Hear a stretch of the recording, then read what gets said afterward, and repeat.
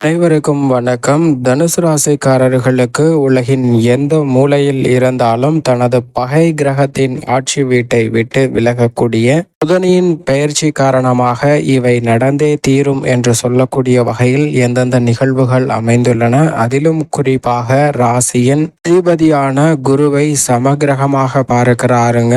குரு பகவான் புதனை பகை கிரகமாக பார்க்கிறார். இருந்தாலும் கூட புதனின் பார்வையில் சமகிரகமாக குரு பகவான் இருப்பதால் ராசிக்கு சமகிரகமாக தான் பார்க்கப்படுகிறார். எனவே நடுநிலையான பலன்களை கொடுக்கக்கூடிய ஒரு கிரகமாக திகழக்கூடிய வித்யாகாரகரான புதன் தனுசு ராசிக்காரர்களை பொறுத்த வரைக்கும் உலகின் எந்த மூலையில் இருந்தாலும் 1/9/2024 முதல் அஷ்டமஸ்தானமாகிய 8ஆம் இடத்தை விட்டு விலகி பாக்கியஸ்தானத்திற்குள் நுழைந்திருப்பதால் நல்ல பல மாறுதல்களும் நன்மை நிறைந்த நிகழ்வுகளும் கிடைப்பதற்கான யோகம் நிச்சயமாக உண்டு என்பதை திட்டவட்டமாக உறுதிப்படுத்துகிறாருங்க.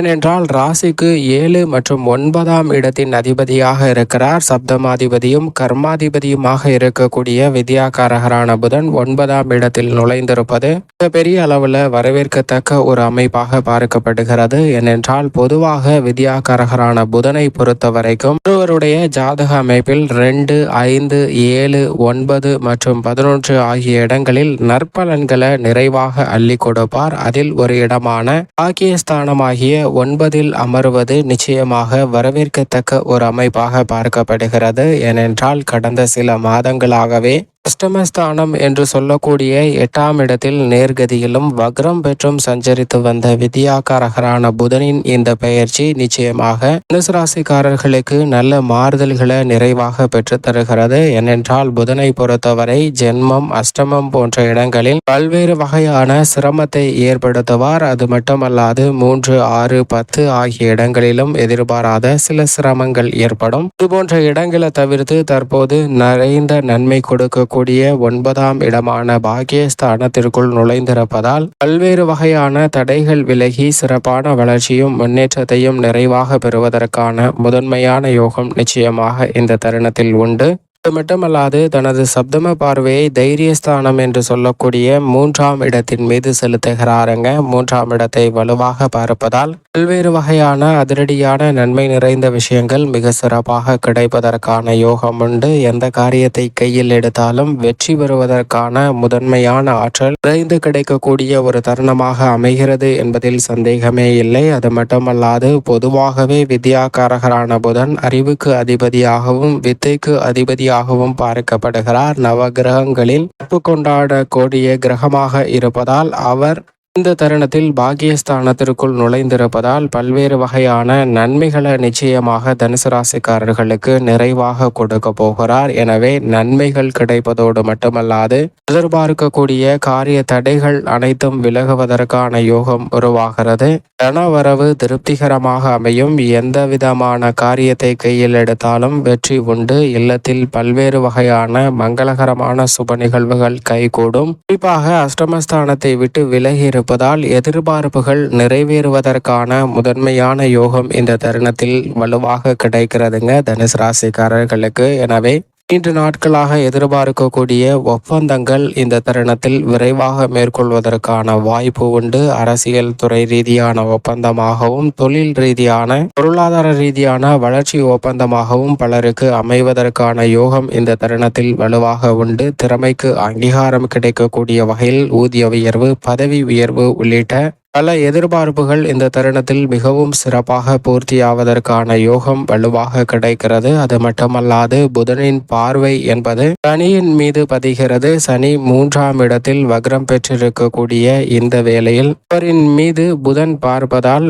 வக்ரமடைந்திருக்கக்கூடிய சனியால் ஏற்படக்கூடிய சிரமங்கள் நிச்சயமாக விலகும். எனவே இந்த தருணத்தில் வித்யாகாரகரான புதனின் அமைப்பால் எந்த ஒரு சிக்கலாக இருந்தாலும் உணர்ச்சி வசப்பட்டு முடிவெடுக்காமல் நிதானமாக சிந்தித்து அறிவுபூர்வமாக முடிவெடுக்கக்கூடிய வலுவான ஆற்றலை கொடுக்கிறாருங்க. எனவே நீங்கள் முயற்சி செய்யக்கூடிய காரியங்கள்ல சிறு முயற்சியாக இருந்தாலும் மிக பிரம்மாண்டமான வெற்றி வாய்ப்பு உங்களை மிக வலுவாக தேடி வருகிறது என்பதை திட்டவட்டமாக உறுதிப்படுத்துகிறார். எதிர்கால நலனை கருத்தில் கொண்டு தற்போது எடுக்கக்கூடிய முடிவுகள் மிகப்பெரிய அளவில் வளர்ச்சி மகிழ்ச்சியை பெற்றுத்தர போகிறது. ஏனென்றால் இதற்கு பிறகு கர்மஸ்தானம் என்று சொல்லக்கூடிய 10ஆம் இடத்தில் உச்சம் பெற போகிறாருங்க செப்டம்பர் 20ஆம் தேதிக்கு பிறகு. எனவே புதன் உச்சம் பெறுவதும் அதற்கு முன்னதாக இந்த தருணத்தில் பல சிறப்பான வாய்ப்புகளை உருவாக்கி கொடுக்கக்கூடிய இனிமையான தருணமாக அமைவதற்கான சூழல் நிச்சயமாக உண்டு. எனவே உபரி வருமானம் திருப்திகரமாக அமைவதற்கான யோகம் உண்டுங்க.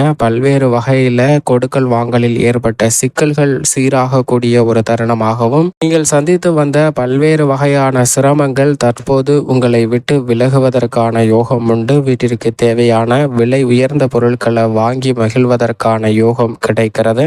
இந்த நாட்களாக கனவாக இருக்கக்கூடிய விஷயங்களை கூட தற்போது சாதகமாகவும் நன்மை நிறைந்தவையாகவும் மாற்றிக்கொள்வதற்கான யோகம் நிச்சயமாக உண்டு. இந்த வேளையில் ராசியின் அதிபதியான குருவும் சற்று சாதகமாக இருக்கிறார். பெரிய அளவிற்கு சிரமத்தை ஏற்படுத்தி கொடுக்கக்கூடிய அமைப்பில் இல்லை. எனவே உங்களுடைய சிறு முயற்சி கூட இந்த தருணத்தில் நிரந்தர வேலை வாய்ப்பை உருவாக்கி கொடுக்கக்கூடிய சந்தர்ப்பங்களை உருவாக்கி கொடுக்கிறது. எனவே உங்களுடைய முயற்சியையும் பயிற்சியையும் அதிகப்படுத்துங்க. நிரந்தர அரசு வேலை வாய்ப்பு கிடைப்பதற்கான யோகமும் உண்டு. சனி வக்ரம் நிவர்த்தி பெறுவதற்குள் உத்தியோக ரீதியாக எதிர்பார்க்கக்கூடிய சிறப்பான மாறுதலை சந்திப்பதற்கான யோகம் நிச்சயமாக உண்டு. புதிய சொத்துக்கள் வாங்குவதற்கான யோகமும் உண்டு. வாகனம் வாங்குவதற்கான யோகமும், பழைய வாகனத்தை கொடுத்துவிட்டு புதிதாக மாற்றுவதற்கான யோகமும் இந்த தருணத்தில் வலுவாக கிடைக்கிறது. நிம்மதி பிறக்கக்கூடிய வகையில் கவலை அளித்து வந்த பல பிரச்சனைகளுக்கு சுமூகமான தீர்வு காணப்படுவதற்கான யோகத்தை பாக்கியஸ்தானத்திற்குள் நுழையக்கூடிய வித்யாகாரகரான புதன் ஏற்படுத்தி கொடுக்க போகிறாருங்க. இதைவிட அஷ்டமஸ்தானத்தில் நிலை கொண்டிருந்ததால் உடல் ரீதியாக சந்தித்து வந்த பல்வேறு வகையான சிரமங்கள் நிச்சயமாக விலகக்கூடிய ஒரு தருணமாக பார்க்கப்படுகிறது. உடல்நல ஆரோக்கியம் திருப்திகரமாக அமைவதோடு இந்த தருணத்தில் கல்வி ரீதியான பணிகளிலும் சிறப்பான வளர்ச்சி கிடைக்கும். ஏனென்றால் முழுமையாக அஷ்டமஸ்தானத்தை விட்டு விலகி இருப்பதால் இப்போது நீங்கள் முயற்சி செய்யக்கூடிய கல்வி ரீதியான உயர்கல்வி சார்ந்த பணிகளிலும் வெற்றி கிட்டும். எதிர்பார்த்து காத்து கொண்டு இருக்கக்கூடிய கல்வி ரீதியான வாய்ப்புகள் மிக சிறப்பாக அமையும். தற்காலிகமாக இருக்கக்கூடிய பணிகளை நிரந்தரமாக மாற்றக்கூடிய வகையில் பல நல்ல வாய்ப்புகள் உங்களை தேடி வருவதற்கான யோகம் உண்டு.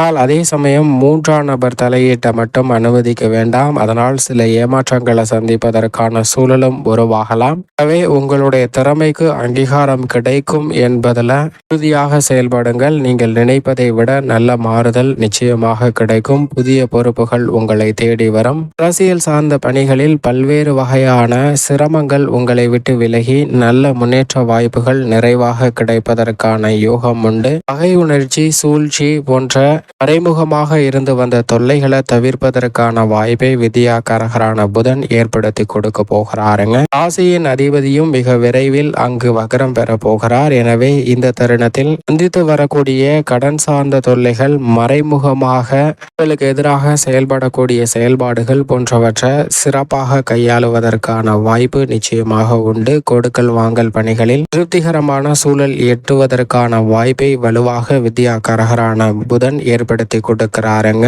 மலை போல் வந்த துயரங்கள் பனி போல் வழகும் நேரம் என்று சொல்லக்கூடிய வகையில் பல்வேறு வகையான கனவுகளை பூர்த்தியாக்கி கொடுக்க போகிறாருங்க. எனவே நிச்சயமாக இந்த புதன் பயிற்சி அஷ்டமஸ்தானத்தில் இருந்ததை விட நல்ல மாறுதலை வலுவாக ஏற்படுத்தி கொடுக்க போகிறது. எனவே உலகின் எந்த மூலையில் இருந்தாலும் தனுசு ராசிக்காரர்களுக்கு அஷ்டமஸ்தானத்தை விட்டு விலகி இருக்கக்கூடிய புதனின் அமைப்பால் தொழில் ரீதியாக வளர்ச்சி, வருமானத்தை உயர்த்தி கொள்ளக்கூடிய வாய்ப்பு, புதிதாக பல சுப நிகழ்வுகள் மகிழ்ச்சியை இரட்டிப்பாகக்கூடிய வகையில் கைகூடும். வெற்றி பாதையை நோக்கி வீரத்துடன் மற்றும் விவேகத்துடன் செயல்படுவதற்கான நல்ல வலுவான ஆற்றல் நிறைந்து கிடைக்கக்கூடிய ஒரு தருணமாக பார்க்கப்படுகிறது. மேலும் இந்த தருணத்தை மிக சிறந்த மகிழ்ச்சிகரமான தருணமாக மாற்றிக்கொள்ள நிச்சயமாக தனுசு ராசிக்காரர்கள் வாரத்தில் புதன்கிழமை விரதமிருந்து அருகாமையில் உள்ள பெருமாள் ஆலயம் சென்று தீபம் ஏற்றி வழிபாடு செய்யுங்கள். தங்கள் வாழ்வில் சந்திக்கக்கூடிய பெருவாரியான தடைகள், நெருக்கடிகள், சிரமங்கள் விலகி